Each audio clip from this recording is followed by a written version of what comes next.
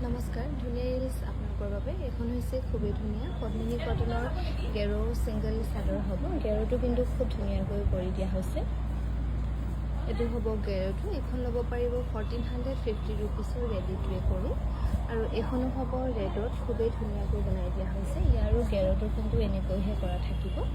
1450 ৰুপিছত ধুনীয়াকৈ ল'ব পাৰিব। এইখনো ৰেড কালাৰ খুব ধুনীয়াকৈ কৰি দিয়া হৈছে। পদ্মিনী কটনৰ গেৰো ছিংগল চাদৰ হ'ব। এইখনো আপোনালোকে ল'ব পাৰিব 1450 ৰুপিছৰ ৰেডি টু কৰি। এইখনৰ গেৰোটো খুব ধুনীয়া। প্ৰতিখনৰে পেটাৰ্ণটো আৰু কালাৰ কম্বিনেশ্যন বেলেগ বেলেগ কৰি ধুনীয়াকৈ বনাই দিয়া হৈছে। এখন পিংক পাৰি চেমিনুনি গেৰো ছিংগল চাদৰ হ'ব। খুব ধুনীয়াকৈ বনাই দিয়া হৈছে গেৰোটো। এইটো গেৰোটো হ'ব। এইখন আপোনালোকে ল'ব পাৰিব 1680 ৰুপিছৰ ৰেডি টু কৰি।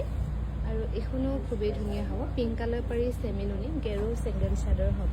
এইখনো কিন্তু গেৰোটো এনেকৈ ধুনীয়াকৈ বনাই দিয়া হৈছে। 1680 ৰুপিছত ধুনীয়াকৈ ল'ব পাৰিব।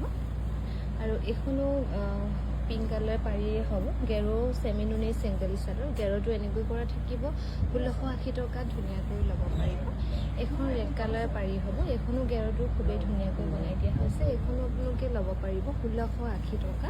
আৰু এখন চেমিনুনি হ'ব। ইয়াতে কিন্তু পটি কৰা হোৱা নাই। এইখন